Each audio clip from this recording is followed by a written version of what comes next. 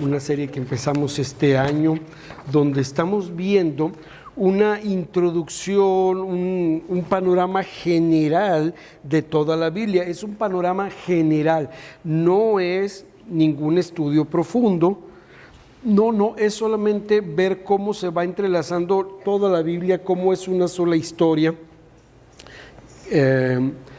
Y estamos intentando aprender un poquito, ¿no?, de estos temas generales de la Biblia.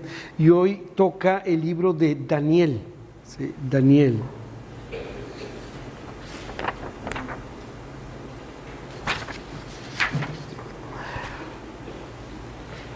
Y como son solamente cuestiones generales, no creo que se batalle mucho, la verdad. ¿Cuándo se da este libro? Se da en el momento del exilio, narra la época del exilio.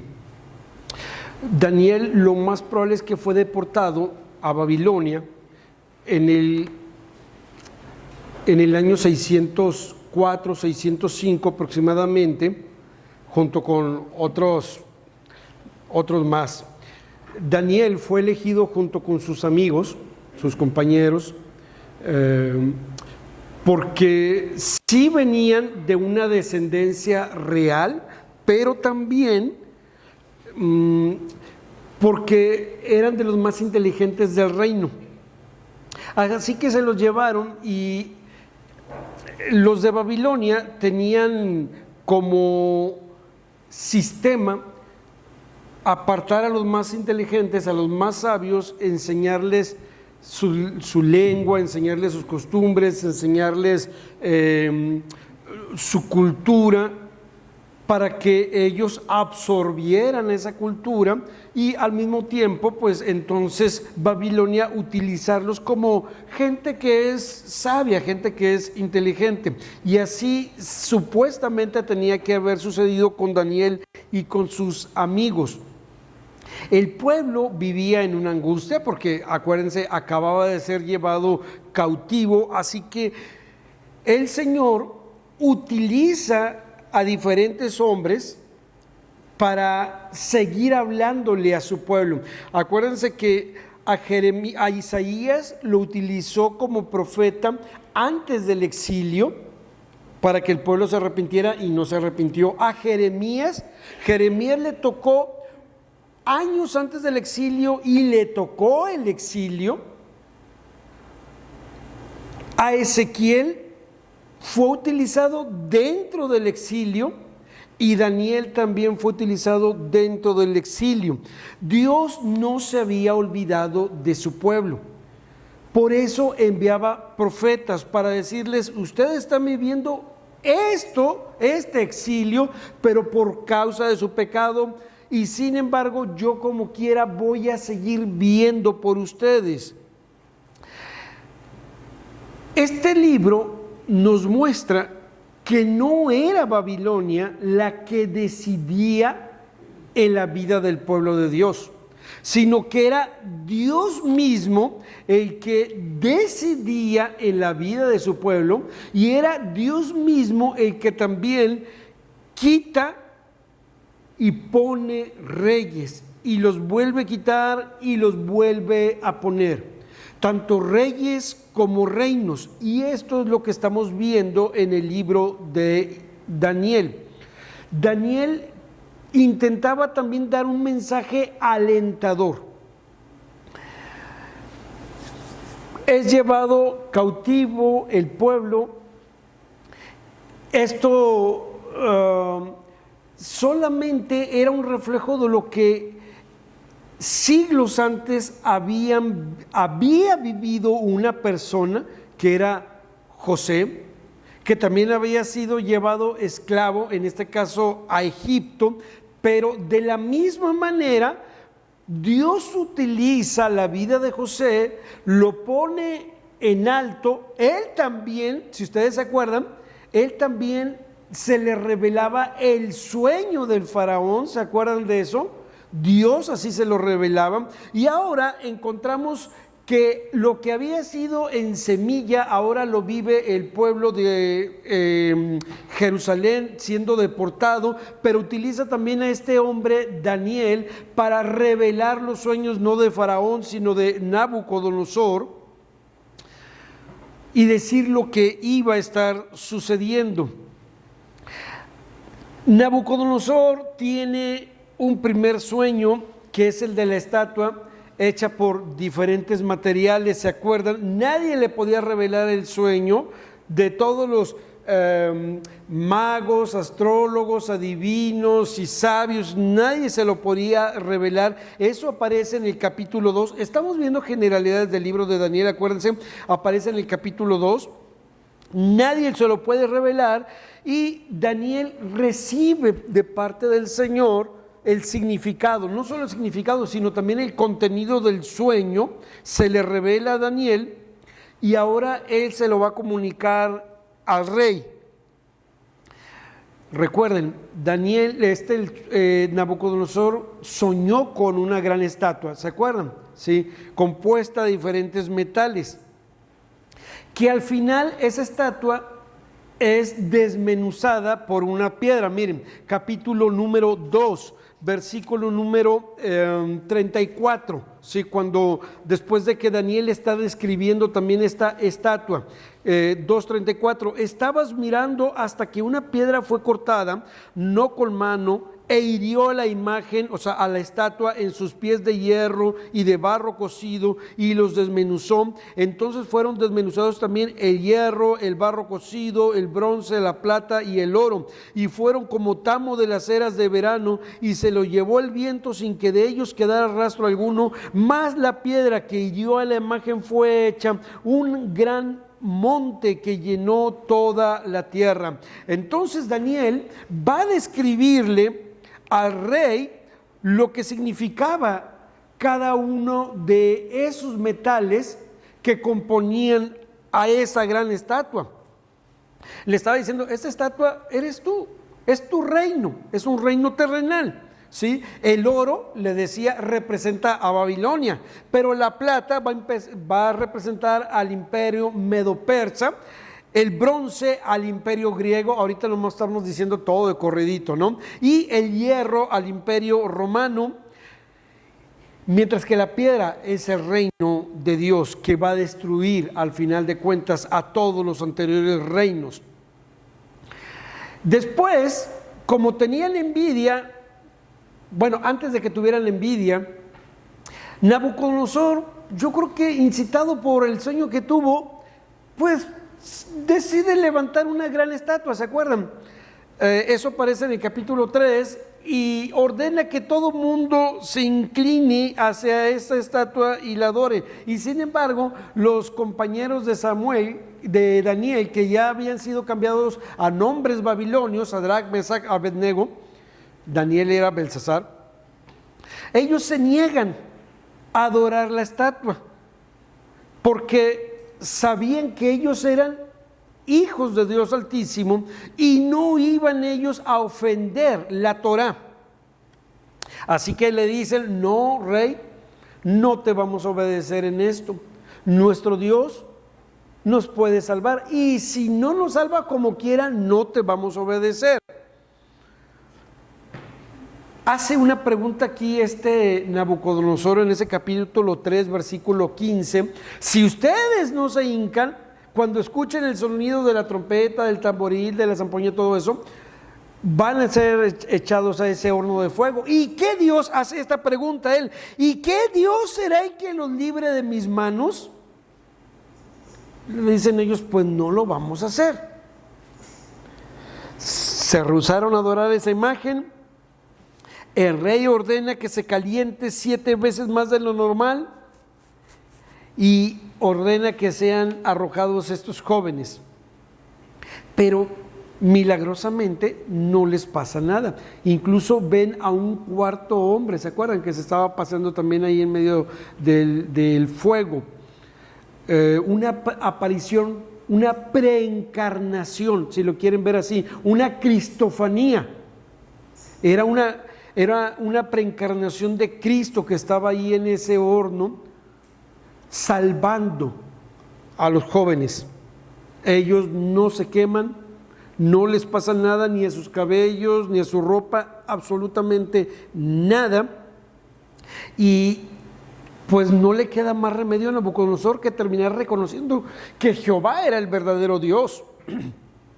E incluso él mismo responde a la pregunta que había hecho. Miren, en el 4, 31 y 32, 4, 31 y 32 dice, aún estaba, es en el versículo 29, en el versículo 29, 3.29, se equivocó ahora Pablo, sí, 3.29. Por lo tanto, son palabras de Nabucodonosor, decreto que todo pueblo, nación o lengua que dijere blasfemia contra el Dios de Sadrach, Mesach y Abednego sea descuartizado y su casa convertida en muladar, por cuanto no hay Dios que pueda librar como este. Él había hecho la pregunta en el 19, ¿y qué Dios podrá librarlos de mi mano? Y ahora él tiene que responder, no hay Dios que pueda salvar como este. Para que sepan como quiera, como información general, el libro de Daniel lo podríamos dividir en dos grandes porciones. Capítulo 1 al 6 son las vicisitudes, ¿sí?, los acontecimientos, los sucesos que vive Daniel junto con sus amigos. Del 7 al final son las visiones que tuvo Daniel. Del capítulo 2 al capítulo 7 está escrito en arameo, ¿sí? Empieza siendo escrito en hebreo, pero del 2 al 7 se escribe en arameo, de las pocas porciones bíblicas que están escritas en arameo, pero sí existen, y luego vuelve a ser escrito en hebreo. Así que luego Nabucodonosor tiene otro sueño en el capítulo 4, y aquí llegamos al juicio de Nabucodonosor.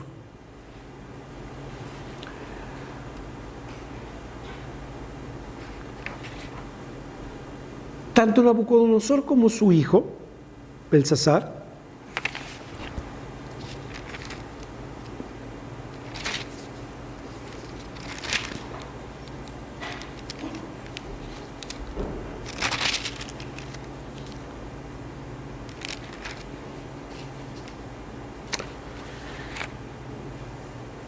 entre varios de los pecados que ellos tenían, lo que más les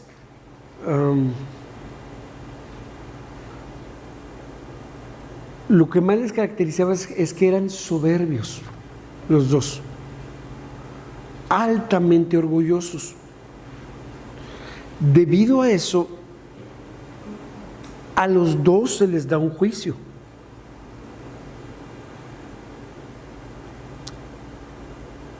Nada más que Nabucodonosor, él se arrepiente. O sea, sí sucede el juicio en él, pero él como quiera sí se arrepiente. Su hijo, él no se arrepiente. Y esa misma noche él fue muerto. Nabucodonosor, acuérdense que vio un sueño, se lo interpreta Daniel, donde Nabucodonosor pierde su razón, su juicio, ¿sí? Enloquece, vive como las bestias del campo, le crecen las uñas, el cabello, ¿se acuerdan? A Belsasar le dice, vas a morir esta noche. No se arrepintió, él utilizó los vasos, los utensilios que pertenecían al templo de Dios para la comida que estaba celebrando él con todo su séquito. Era un evento orgiástico, ese evento. Los dos estaban llenos de soberbia y de orgullo. Nabucodonosor termina reconociendo a Dios, se le devuelve su razón, mientras que su hijo es muerto. podríamos decir que fue una contienda de reyes. El rey verdadero contra el rey humano. El rey humano quería ensalzarse, quería ponerse como un dios.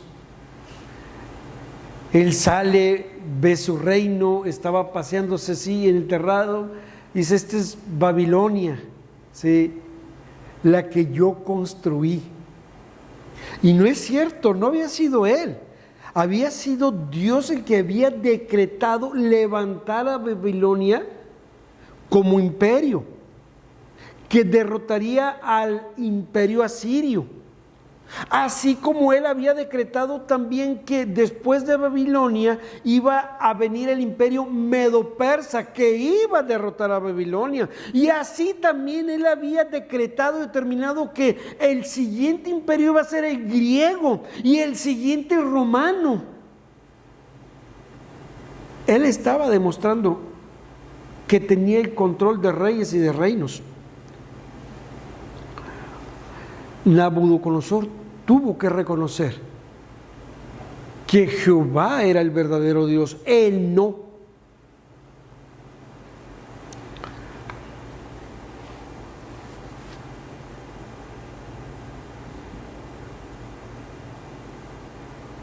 Cuando Daniel también le interpreta la visión que tuvo Belsasar, Mene, Mene, Tekel, Uparsin,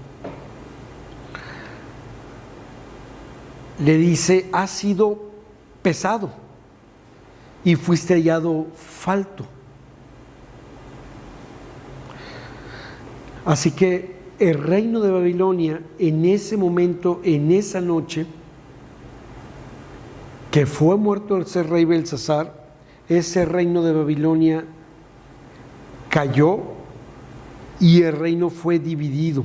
Fue ahora el imperio medo-persa el que reinaba. Darío recibió el reino. Darío el persa. De esto se trata el libro de Daniel, que es Dios el que quita y pone reyes, quita y levanta reinos. De esto se trata el libro de Daniel, que el futuro del pueblo de Dios no está en manos de ningún imperio, está en manos de Dios. El futuro del pueblo de Dios no está en manos del gobierno de México, del gobierno de Estados Unidos o de la ONU. Está en manos de Dios. De manera que Dios decreta lo que ha de vivir su pueblo. Y si Dios ha determinado que pasa por ciertas crisis el pueblo de Dios, sucederá así. Y si Dios ha determinado librar al pueblo de Dios de ciertas crisis, sucederá también de la misma manera. Algo importante: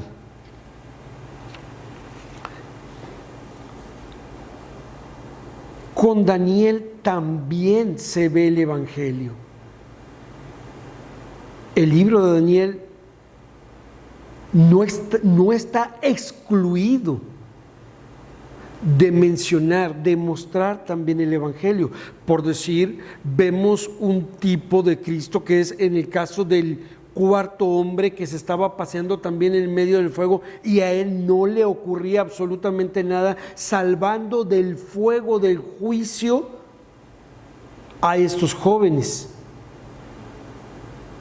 O lo vemos también el Evangelio en Daniel, cuando la estatua de Nabucodonosor, la del sueño que él tuvo, que estaba compuesta por diferentes metales, oro, plata, bronce, hierro revuelto con barro, viene una piedra que es cortada, dice así en el capítulo número 2, en el versículo número 35 que leímos ahorita, o 34, estaba mirando hasta que una piedra fue cortada, no con mano, e hirió la imagen en sus pies de hierro, de barro cocido, y los desmenuzó. Al final del 35, mas la piedra que hirió a la imagen fue hecha un gran monte que llenó toda la tierra. Y luego cuando Daniel en el capítulo 7 tiene una visión acerca de distintas bestias que también estaban representando a los distintos imperios, en el versículo número 13, 7:13 dice: miraba yo en la visión de la noche, y he aquí con las nubes del cielo venía uno como un hijo de hombre, que vino hasta el anciano de días, y le hicieron acercarse delante de él, y le fue dado dominio, gloria y reino, para que todos los pueblos, naciones y lenguas le sirvieran. Su dominio es dominio eterno, que nunca pasará, y su reino uno, que nunca será destruido. Este es el reino de nuestro Señor. Este es el Evangelio en el libro de Daniel. ¿Se acuerdan que cuando hemos visto acerca del tema del reino de Dios, hemos dicho que toda la Biblia apunta a un reino, muestra la necesidad de un rey? ¿Se acuerdan que hemos dicho esto? Y Daniel también así lo ve en esta visión. El día en que venga el verdadero rey, el eterno, el que se le va a dar todo imperio, toda gloria, toda majestad. Imperio, reino que nunca acabará. En Daniel también se confirma. Y esto, a grandes rasgos, mis hermanos, es la historia del libro de Daniel. A grandes rasgos. Y esta es la intención de este libro. ¿De acuerdo? Son solamente enseñanzas generales.